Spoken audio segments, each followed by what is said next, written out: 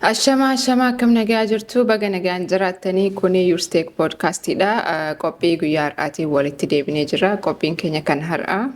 Waa'ee hiyyeessimaaf hiyyoomaa deemaa dureessi mootiyyuu maaliif duroomaa deema kan jedhurraa ilaalaa jechuudha. Kuni keessattuu iccitii milkaa'inaati.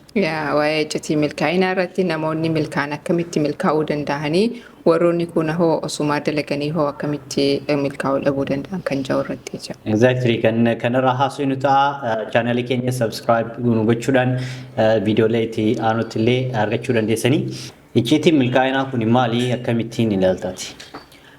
Iccitii jaama beektaa yoo takka iccitiin kun sii galee waan san milkeessuu ni dandeessaa. Amma fakkeenyaaf yeroo kitaabotii baay'ee yeroo dubbistu yeroo argitu jiraate ani amma duraan yeroo dubbisu maal jaa maaliree maa nutti hin himne ni jira miti. Dubbisee kitaabni numa dhumataan iccitii dani arge wayitu hin jiru. Iccitii wayitu hin argitu. Iccitii milkaa'inaa keessatti argamaa jira. Yoo wanni kun isinii gale yoo iccitiin kun isinii gale gaafsan milkaa'uu dandeessan jaan. Yeroo haasaa irratti illee warroonni milkaa'an jechuudha. So maali wanni kun jeen yeroo baay'ee wanti jiru ture.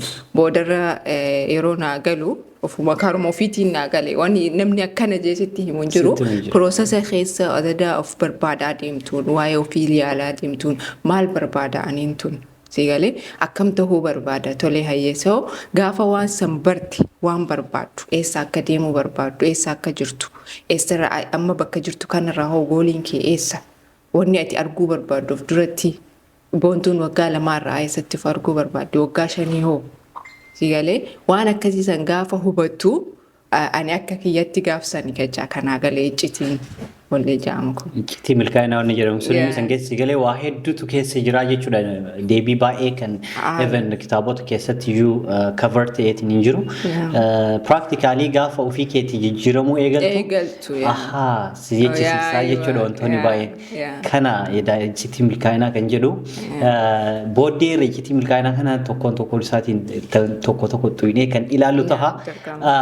Garuu saniin duratti asiin durallee ni yaadatte yoo ta'e waa'ee ilaalcha irraa haasofnee turre keessattuu ambaasaaddar Siraaj Sabaa waliin waan sanarratti waan tokko kaasnee turre. Wanti kun maaliin wal qabata? Wanti hundi isaatiyyuu deebi'eetiin ilaalchisanii wal qabataa jira. Isa sanarratti mee har'a biyyarraa haa kaanu. Namoonni keenya keessattuu gara namoota keenyaatti yeroo deebinu ilaalchi isaanii maal fakkaataa? Ilaalchi nuti guddinaaf qabnu maal fakkaata? Ilaalchi tun nuti qabeenyaaf qabnu maal fakkaata? Ilaalchi walumaa galatti jijjiiramuudhaaf qabnu iyyuu maal fakkaata? Kan jedhurraa kana mee kanarratti namni keenya yeroo baay'ee fakkeenyaaf biyyarraa gaafa baanuyyuu biyyarraa gaafa baanu maal jennee baana nuti yeroo hedduu. Keessattuu namni biyya Arabaa deemu maal jedhee ba'a? Ka Liibiyaan deemeetiin biyya Awurooppaa deemullee maal jedhee ba'a? Ka Keeniyaa fi Kaayiroo tureetiin baqattummaadhaan biyyoota Ameerikaa fi Awustiraaliyaa, Kanaadaa fi kana deemus sammuu keenya keessa wanti dhugaan dhufu maali? Mee kanarraa fakkeenyaaf waan tokko lama yoo naatu ta'e. Kun waan murteessaadha. Keessattuu jenereeshiniin amma at least amma xiqqaataa jiran fakkaate namni biyyaa ba'ullee malee duraan fa'aa baay'ee namni bahaa ture warri biyya Arabaa deemu keessattuu shamarran akka malee deemanii akkasuma warri dhiiraallee ni deeman biyya Arabaallee. So yeruma deemnuyyuu awwal haga yeruma jalqabama gizee deemuuf yaannuyyuu wanni nuti yaannu maali waggaa haganaa hojjedhee waan mana akkanaa ijaaree ni jira mitire limit waan ta'e wayii jecha. Limitii ofii kennine ani waggaa haganaaf waggaa 3 waggaa 2 deemee mana akkanaa ijaaree waan akkanaa qabadhee sanbooda biyyatti deebi'e sanbooda hoo ati jireenyi kee akkasuma isan yaanni amma sammuun keenya jecha sigalee yaanni wanni ja'amuyyuu ani maaliif guddisee yaanne ani maaliif sanii olitti ofii yaanne ani maaliif wantiidhaaf deemu amma ani keessattuu warri biyya Arabaa at least waan tokko limitii ta'uu ni danda'an keessattuu garuu warri biyya Awurooppaa jiru warri biyya Ameerikaa jiru sigalee biyyoota firii ta'an warroonni jiran ammoo maaliif guddisanii yaanne waggaa barumsa irratti maa yaanne keessattuu jecha barumsi baay'eedha ilma namaatiif akkuma beekamu. Ati yeroo barattu namni tokko eessatti illee wallaahi billahi kana yaani dhuguma jirtu sani sigalee so ani waggaa 3 waggaa 4 umrii kiyyarraa fuudhee baradhee ofirratti dalagee sambooda akka faranjiin dalagutti akka ummanni adiin dalagutti ani biiroo taa'ee akka isaanitti walqixa taa'ee maaliif hin daleenye maaliif security yaada maaliif wanni yaada ni jira mitire yaannummaan sunuyyuu maaliif nu keessan dhufne nuti. Even amma warruma biyya jiru yoo gaafatu ta'e akkana deemee xiqqooma akkana dalagadhee yoo akkana irraa jijjiiramte no maaliif ani eenyu isaan eenyu ani wanni kun beetaa keessa kiyya na gubaa maaliif akkatti yaa waa hedduu jira keessattuu waan kanarratti like rakkinummaan guddaan iyyuu akka nuti akka biyya keenyaatti qofa osoo hin taane akka Afrikaa guutuutti iyyuu rakkinni guddaan qabnu wanti irra dhufnu jira. Wanta hin danda'amu jedhamu directly and indirectly sammuu keenya keessa kaa'anii jira. Ilmi namaa uumamaan rabbiin sammuu qixa ta'e isaaf kenne. Akkaataa itti carraan biyya keenya akka jirutti ta'e jechuudha. Afrikaa taatee dhalatuun matamti isaatiyyuu sun istiraagilii biraa si barbaachisa. Istiraagilii biraa keessa si galchaa jechuudha. Garuu wanta san keessaa bahuudhaaf still sadarkaa mootummaattis ta'uu danda'a sadarkaa akka hawaasaattis ta'uu danda'a sadarkaa kam irratti iyyuu wanti ni danda'ama jedhamu tokko hin jiru gaafa barannus takkaa hin argine ilmi namaa kun maal barbaada kaka'umsa barbaada even kaarikulamii Itoophiyaa san keessayyuu barnoota isaa san keessayyuu silaa jalqaba irratti maatisii duras siivikii duras barnoota kam durayyuu barnoota baayoloojii durayyuu kan seenu qabu keessattuu gaafa xiqqoo ol siqne wanti motivation jiraachuu qaba yookiin immoo kaarikulamiin keessatti wanti kaka'umsa namaatiif tolu jiraachuu qaba keessattuu biyya keenya keessatti jedhee Afrikaa ta'anii uumamuu matumti isaatu istiraagilii waliin dhalatteeti chaalenjii waliin dhalattee jechuudha chaalenjii maatiin keessarraa hin kaasne chaalenjii sana dhiibuudhaaf keessa dhalattee jechuudha kanaaf waan san dhiibdee cabsitee keessa baatu akka hawaasaatti akka barnootaattis illee hin jiru sanirra darbee namoonni waan akka motivation yookiin nama kaka'umsa godhuudhaaf yaalan iyyuu akka waan biraatti kalaaluus illee jira. Fakkeenyaaf waan arge haasaasiin jedhan gaafa ati waan akkasii sana haasutu waa'ee guddinaa gaafa haasutu. Kuni maali? Ilaalchi keenya suni jijjiiramuu danda'uu qaba jalqaba. Maaltu jijjiiramuu danda'uu qaba? Ani ni danda'a. Ati ni dandeetta kan jedhu sana walitti himameeti. Sammuun keenya kuni kalaqa wantoota teeknooloojii keessa jiru kana cufallee akka uumuu danda'u nuliluu amanuu danda'uu qabna. Sanirra darbee rakkinni ummati biyya ambaatii baasu keessattiyyuu biyya erga ba'anii namoonni hedduun biyyumaa bahaniitiin kan obboleeyyan isaanii maatii isaanii haadha isaanii gargaarutti jiranii kuni akkuma jirutti ta'e jechuudha kana undermine yookiin underestimate gochuuf osoo hin taane garuu ammoo sanii olitti yoo ilmi namaa of yaale tarii rakkina silaa har'a furuu danda'u maatii sana guutuu isaatti jijjiiruu danda'a. Kun immoo keessattuu karaa teeknooloojiitiin wal qabsiisnee yoo deebisnu yeroo ammaa kanatti namni biyya keenya keessa taa'ee iddoma jiru san irratti taa'ee barnoota isaa barate taanaan achuma taa'eetuma intarneetii qabaa biyyootuma biraasa waliinuu dalaguu danda'a. Kalaqa innoveeshinii adda addaa keessatti hirmaachuu danda'a. Namni yeroo ammaa kanatti kana yaadee kana ni danda'a jedhee itti deemuu danda'uu qabaa jechuudha. Fakkeenyaaf namni yoo deemnetti kan deemamu yoo xiqqaate nutis ofii keenyaallee dalaynii arginee jirra. Mana namaa dalaguun maal akka ta'e wanti nama jalaa dalaguun maal akka ta'e arginee jirra jechuudha. Kushiinaa namaa dalaguun maal akka ta'e arginee jirra jechuudha. You see, like it's still biyya baqatummaa kana keessattuu jechuudha. Kanaaf kan sadarkaa sanii nu gaheelee kan amanu arrakiina biyya kiyyaa blame gochuu dhiisee jira.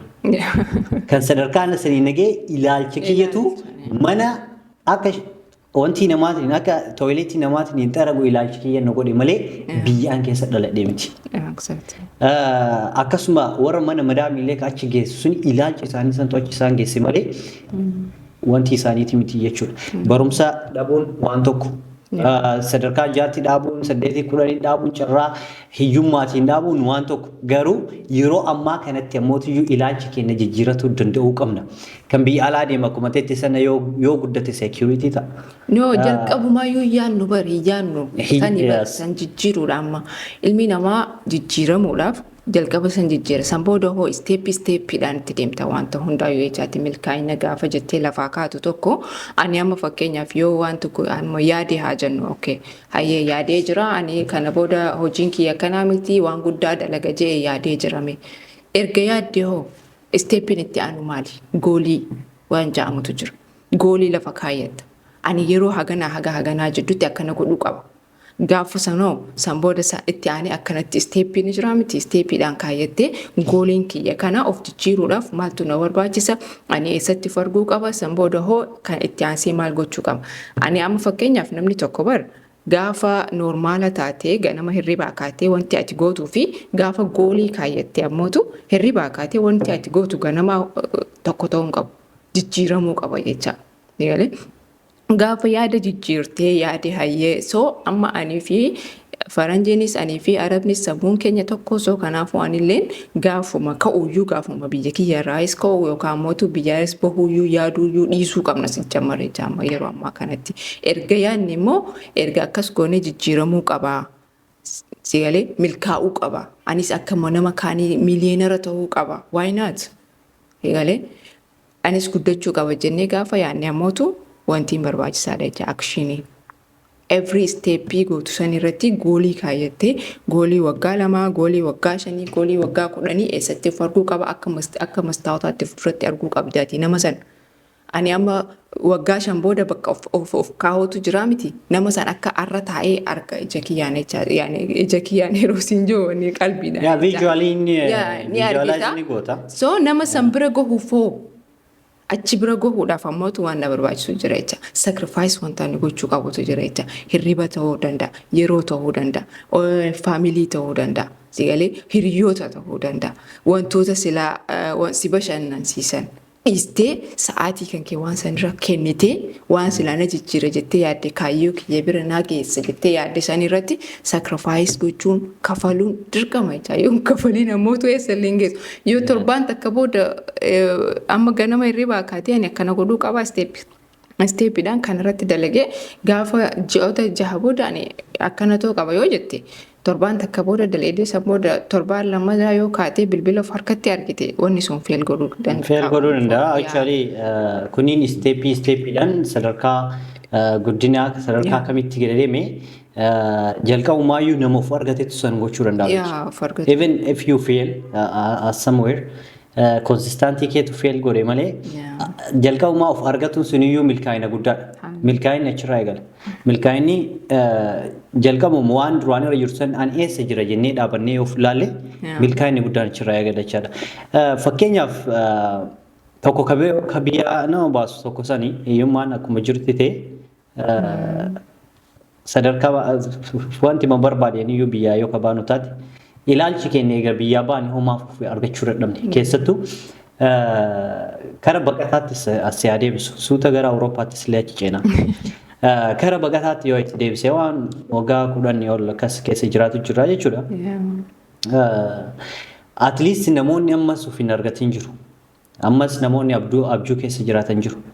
Fakkeenyaaf yoo kanas hin jedhu baqataan eessa jiraani jennee dhaabannee yoo of ilaalin tareetii har'a akkanatti taasisuu jiru nuti nama biraatiin adda taanee osoo hin taane jalqaba of arganne eessa akka jirru tarii probably waggootuma 3 dura kanatti of arganne almost 4 deemaa jira. Waggoota 4 kana keessatti of arganneetiin jireenyi keenya 360 jijjiirre. You see? Wanni jijjiirame sun immoo guyyaa keessaa miti kan sadarkaa wayii irra gahu. Har'allee sadarkaa wayii irra tokko irra hin geenye. Sigalee giraajuwaalii sun beekin steeppiidhaan wantoonni baay'een jijjiiramaa deemtaa wanti wayii keessa seenu. So baqataatti gaafa itti deebisu akka qaama baqataa tokkotti yoo xiqqaate nuti waggoota 7 minimum jechuudha waggoota 6-7 biyya biraa deemnaa jenneetiin sadarkaa wanti biyya biraa deemuutiin kan keessa ta'aa ture. Ilaalchi keenya tareetii namoonni muraasni nama reefuu jijjiiramanii reefuu namoonni muraasni kaka'aa jiran ta'a malee ammallee wanti nama gaddisiisu namoonni maan abjuu san keessa ammallee jiraataa jiran jiru jechuudha. Like maybe percentii 80-90 ol ammas namni wahuma eeguu keessa jira jechuudha. Namni kana keessaa bahuu danda'u qabu. Keessattuu baqataan jireenyi isaa nama reefuu haaraa dhufe namoota waggaa 2-3 haa ta'an xiqqoo haa argan. Yoo rabbiin irraa laaffiseetiin garuu nuti akka nama keessa jiraanii ekspiriyaansii waggaa 10 qabnutti wanni osoo eedan ilmi ofirraa fixaniif hin jiru. Rabbiin si baasa rabbi si haa baasu. Hanga siifuu garuu karaa kee argadhu. Ciistee qaama sadaffaa hin eegin. Keessattuu baqataan akkamitti ati gaafuma jalqabaatu dhiifama naa godhiitii namoota hedduus akka wanni jechuu danda'u nan beeka. Akkamitti waan harka nama biraa jiru tokko carraa jireenya keetii akkamitti harka nama biraa harka nama sadaffaa taa'ee si murteessas. Baqataa yoo mufarguu qaba ture beektaa gaafa Tiraamp dhufeetiniin aangoo qabate sana yes nama hundatu galchee ispoonsara jenneetii iyyinee garas iyyinee galchine akkuma ta'etu baqataan kana hunda osoo gaafattee parsantiin baay'een galchee jira. Baqataan yooma duriyyuu hin argatin yooma ila akkana stabilize ta'eetumaan baalaansimaan gamanatti yaadaan jiraataa tureyyuu gaafa Tiraamp dhufeetiin ispoonsara san cufe kunoo har'atti waggaadha. Gaafa sana baqataan of arguu qaba ture. Waggaa afur booda walitti hidhe. Like how? Maaliif? Ani wanti kiyya nama harka jira. Carraan jireenya kiyya qaamohiitu naamuu teessa. Sa'aatii cufamanii cufamaa sa'aatii. Yes. Like how? Sammuun ilma namaa akkamitti kan hayyamu? Dhugaasin jedhaan baqataan hirribaa ka'uu qaba. Hirribaa ka'uu qaba gaafa jennu har'uma gaheetiin asii girgiddatti haa bu'u miti. Keessattuu baqataa irraa gaafan haasu namoota kabajaa qaban namoota gurguddaa jira. Namoota umrii kiyyaatii fi naasoo jiran namoota umriin isaanii keessattuu 18 hanga 35 jidduu jiran yeroon kun yeroo baay'ee productivity itti godhanidha. Ilmi namaa keessaa fakkeenyaaf mee yaadati nam tokko hanga umrii 35tti yoo umriin dargaggeessa tokkoo ka sirriitti productivity ta'u ka jireenyi isaa guutuutti jiruu danda'u. Yoo umrii isaa 20 hanga 35 jidduu ka ta'u ta'e waggaa meeqa jechaadha? Waggaa 15 qabda jechuudha. Baay'ee ka jechuun maybe waggaa 40ttis gahuu danda'a. Garuu sadarkaa waggaa 40 irratti jireenyi kee stabilize ta'eetiin waan wayii qabaachuu danda'u qabda. Ani akkasitti yaada. So mee fakkeenyaaf nuti amma gaafa umriin keenya tarii 18-19tti dhufnee kun 17-16tti illee kan dhufee jira. Waggaa 10 gaafa asirraa luus gootu. At least waggaa 10 kan biraa fi nam tokko gaafa waggaa 20tti biyya kana dhufe. Baqataa gaafa taate waggaa 20tti taatee waggaa 10 yoo jiraatte umriin kee waggaa 30 ta'ee jira. Achi booda umrii hangamii qabdaati? Yoo rabbiin si godheetiin rabbi si sattaree sanuu as keessaa yoo kan hin baane ta'e 30 sanitti yoo 32 sanitti hin baane ta'e ati umriin kee san booda jiru dhugaa sin jedhaan. San booda rigireetitti ta'e. Yaa rigireetiidha baay'ee humni kee dadhabaa deema. Addunyaa tanarra gaafa jiraan humni keenya sadarkaa irra jiran keessaa sadarkaan dargaggummaa kuni humna guddaadha. Humna guddaa sin luus godhaa jira. Anugaasitti mawaa jireenya haga ammaatti hooni jedhe na aarsaan. Maaliif sa'aatiin harka namaa eegaa tureen harka namaa gaafa siin jedhu namni gaafa si murteessu gaafa yoo inni si murteessu ati akkamitti taa'ee namni kan eege namni bakka jiru dammaquu qaba. Namni dammaquu gaafa siin jedhu akka kiyyaaf keetii dhufee dirqama teeknooloojii baratee jireenya karaa kennan haa jijjiiruu miti. Yoo kabbantu ta'e yoo ilaalchi keessirreessi ta'e yoo hin danda'a jettee yaadde biyyi keellee homaa siin goone dhugaas itti maal. Yoo mara dadhabde biyyatti wanti jechuudha yoo dandeesse asitti waa hojjechuu. Yoo barumsaanis ni jijjiiramatee yaaddi barumsa kee baratee jijjiiramuu danda'u.